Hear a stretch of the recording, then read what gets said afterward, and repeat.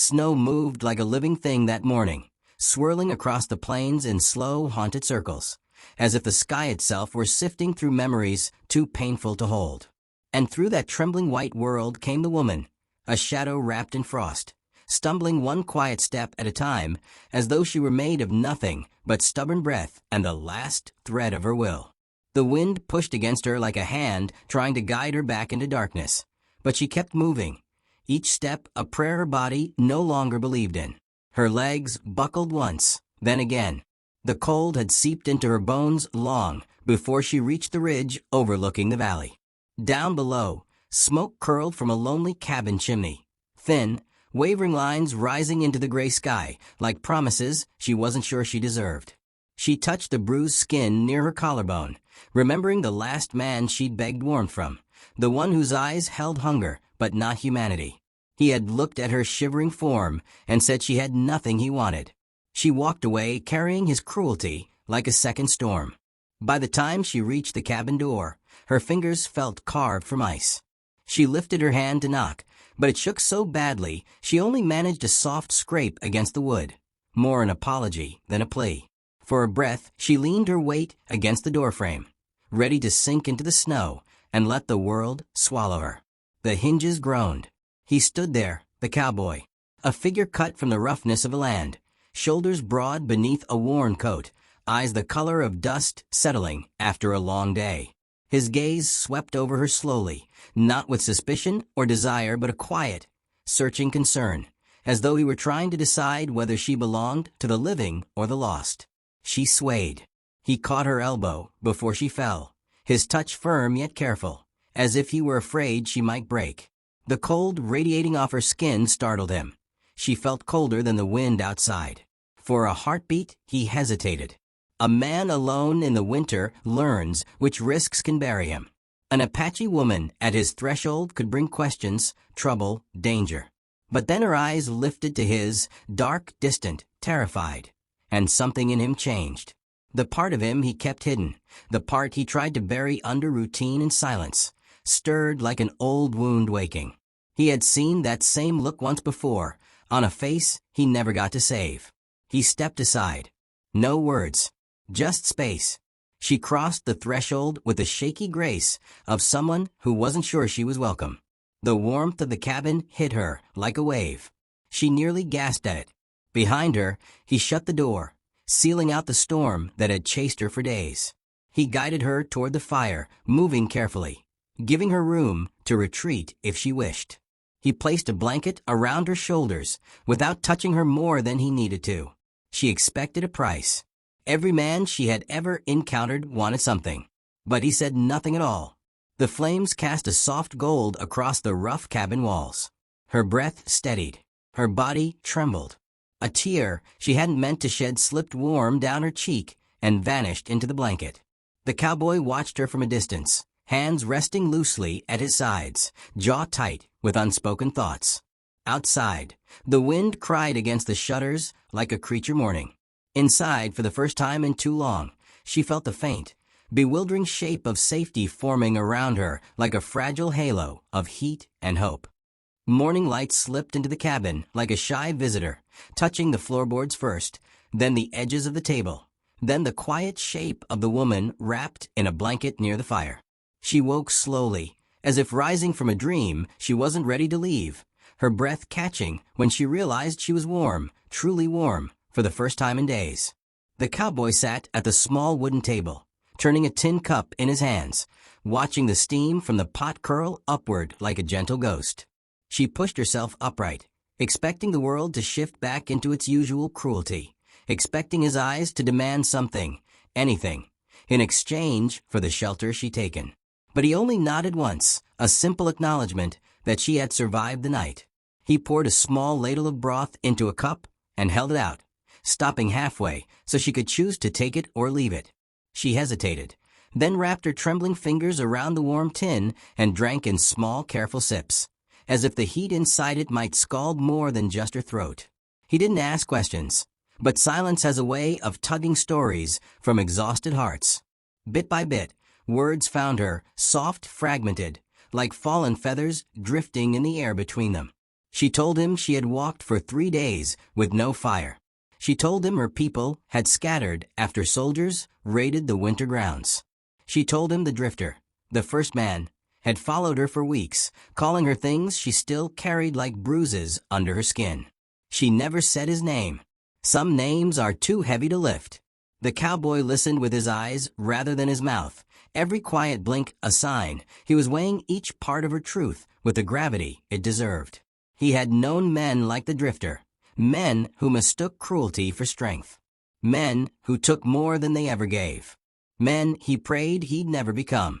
When she finished, the cowboy looked toward the window, where snow flurries pressed like a white fog against the glass. His voice, when it finally came, was low and even, shaped by years of speaking only when necessary. He told her she could rest as long as she needed. Nothing more, nothing less. And the simplicity of those words soothed her more than any promise she had ever been given. A knock came later, soft, polite. The ranch woman from the neighboring homestead stepped in, arms full of flour and salted meat.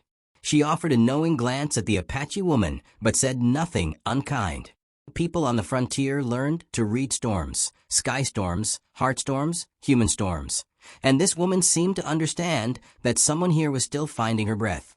By midday, the young boy from town arrived with supplies, staring curiously but without malice. The preacher rode by, frowning when he saw who sat near the cowboy's fire, warning him that sheltering an Apache woman would bring trouble.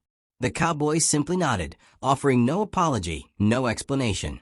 As dusk crept in, the woman felt the day settling on her shoulders like a mantle she wasn't yet strong enough to carry. But there was something else, too, something lighter. A sense that in this small cabin, she wasn't prey or property or a burden. She was just a person warming her hands after a long winter. And for the first time in many nights, her fear loosened enough to let her breathe. Nights settled around the cabin like a heavy blanket, the kind that muffles every sound until even the wind seems to whisper instead of howl. The woman sat close to the fire, knees drawn against her chest, watching sparks drift upward like tiny prayers rising toward a ceiling of shadowed timber. The cowboy worked quietly by the table, sharpening a worn blade not out of need, but out of habit, movements slow, steady, almost meditative. His presence filled the room the way warm light fills a lantern, soft but sure. She had grown used to silence between them, but this silence felt different, stretched thin by something neither of them had named. When she finally spoke, her voice shook in a way even the cold hadn't managed to do. She said she had learned long ago that kindness usually came with a cost, that men often offered shelter only to take more in return. Her fingers clutched the blanket tighter, as if bracing for a storm she couldn't outrun. The cowboy stopped sharpening. His hand stilled, but he didn't look up, giving her space to spill what she had buried so long. She told him she had reached his door, believing the only thing she had left to offer was her body, that she stepped over his threshold expecting him to ask for it, expecting it was the price of warmth in a world that had taken nearly everything else. The words came out brittle, breaking as they left her mouth. She said she hated that she had been reduced to believing that was all she was worth. For a long moment he didn't move, didn't even breathe loud enough to disturb the stillness. Then, slowly, he set the blade down and stood. But instead of coming toward her, he stepped outside into the night, the door closing softly behind him. She sat frozen, thinking he had left her or needed distance to hide disappointment. The cold air rushed back in when he returned, his cheeks flushed pink from winter wind. His eyes held something quiet and determined. He told her gently that she owed him nothing, not her body, not her fear, not even her gratitude. He spoke as if each word had to be chosen with care, as if he feared hurting her with the wrong breath. Kindness, he said, wasn't a bargain. Not for him. Not anymore. Her throat tightened. Tears gathered, warm against her cold skin. She had been offered compassion before, but never without a hook hidden beneath it. This was different. Unfamiliar. Terrifying. She whispered her true scars then, how the drifter had followed her across miles, how he had tried to claim her, how he believed her suffering was something he deserved to take advantage of. She said she had run until her feet bled, and she feared he would find her again. The cowboy's jaw tightened in a way she recognized not as anger, but as sorrow turned into resolve. He moved to the window, looking out at the snow-thick dark, then returned to her with a softness that felt like a hand brushing dust from an old memory. He told her that no man had the right to chase her into fear. He told her she was safe here not because he was strong, but because he refused to let the world keep carving new wounds into someone who had already suffered enough. Something fragile bloomed in her then. Not trust, not fully, but a seed of it. A hesitant hope that maybe she was more than survival. As the night deepened, they shared pieces of themselves in small offerings.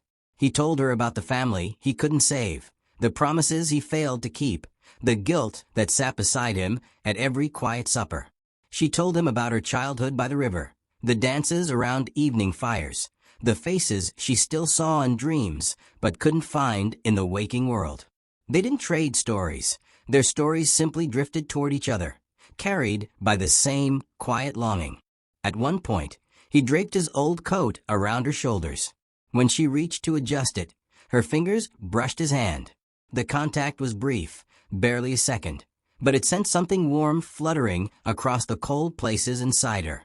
He blinked, as if the moment startled him too, then stepped back, letting her breathe. Outside, the crunch of distant hoofbeats cut through the quiet. Her entire body stiffened. She knew that rhythm. She had heard it on lonely nights, in shadowed canyons, when she prayed to be invisible. Her breath caught, lips parting silently. The cowboy moved toward the door with slow calm, not panic. He peered into the dark, his shoulders settling into a shape she hadn't yet seen, a kind of protective steadiness that didn't need shouting or threats to be felt.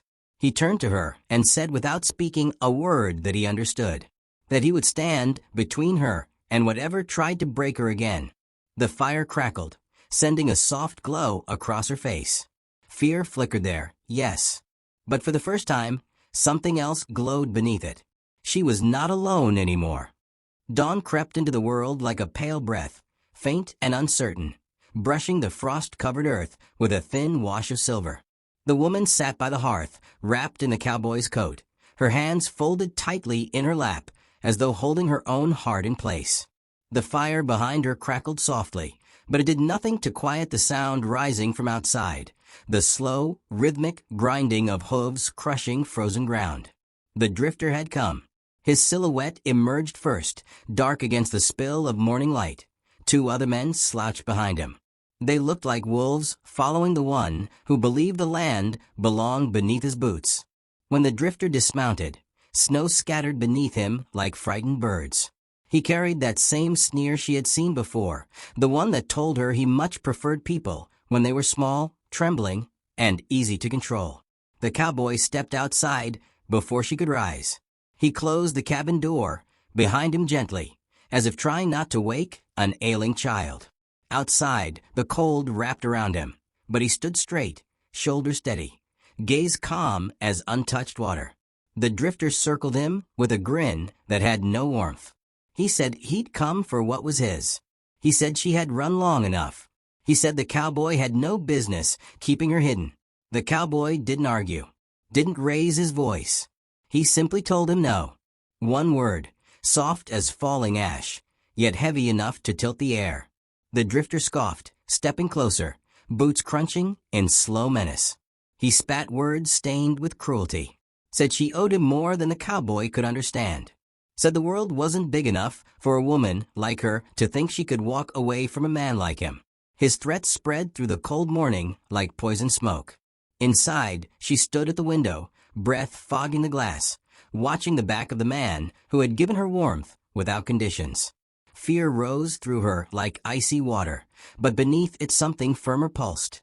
Anger, dignity, a flame she had believed the world had extinguished. She opened the door. Snow swirled around her ankles as she stepped outside, the cowboy's coat wrapped around her like a shield. The drifter turned, eyes narrowing with that awful, familiar hunger. He stepped toward her with outstretched fingers, already claiming victory, already believing she was too small to defy him. But she didn't step back. Her voice trembled, but it did not break. She told him she owed him nothing. She told him he had taken enough. She told him she would rather freeze again than follow him anywhere. The cold wind swept her words across the clearing, carrying them into the ears of the ranch woman who'd arrived at a distance, the preacher who paused mid-ride, the young boy who clutched the reins of his mule, all witnesses drawn by the tension hanging in the air. The drifter laughed, a brittle cracking sound. He lunged toward her. The cowboy moved with the quiet decisiveness of someone who had spent years stepping between harm and regret. His hand caught the drifter's shoulder, spinning him back. For a moment, the world sharpened into stillness. The drifter swung, the cowboy blocked.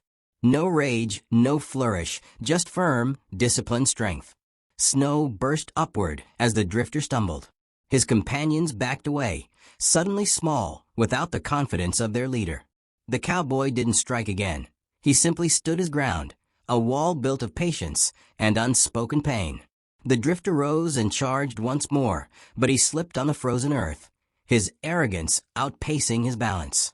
He hit the ground hard, breath knocked out of him, pride shattered faster than bone. Silence followed, a long, stunned breath of winter. The cowboy didn't gloat, didn't kick him while he was down. He just told him to leave. His voice carried no threat, only certainty. The kind of certainty that told every witness that this place was no longer a place where cruelty had room to root. The drifter scrambled to his feet, rage burning in his eyes, but fear finally cracking through the center. He fled on horseback, his companions racing after him, the sound of hooves fading like a storm moving on. Snowflakes drifted lazily in their wake. The woman exhaled, a breath so heavy it seemed to fall visibly from her lips. Her knees weakened, but she didn't fall. The cowboy turned toward her, eyes softening in relief that felt almost like wonder. She stepped to him slowly, her fingers brushing the sleeve of his coat, testing the world, testing her own courage. She whispered thank you, but not just for the fight, for believing she was worthy of a world without fear, for seeing her in a way no one had seen her in a long, long time. He dipped his head, the smallest nod, as if thanking her in return for trusting him enough to stay alive through the storm. As the morning brightened, the neighbors drifted away, leaving the two of them standing in the quiet clearing where something unspoken but strong had taken root. She chose to remain through the winter, helping him mend fences, carrying buckets of water, sharing warm suppers and stories by firelight. Their bond grew slowly, tenderly, like the first green shoots pushing through thawing snow. Not love born of desperation, not safety born from fear, but a quiet recognition between two souls who had each survived something that could have destroyed them. And in the final soft glow of sunset that evening, the storyteller's voice slips toward the reader, like an old friend leaning close by the fireplace. Out here in the Wild West, strength isn't measured by the sharpness of a man's steel or the loudness of his threats. Sometimes the bravest thing a person can do is offer warmth without asking anything in return. And sometimes the bravest thing another can do is to accept it after a lifetime of winter. May you too find doors that open softly, arms that do not demand, and a kind of peace that feels like stepping out of the cold and into the quiet glow of a long-awaited fire.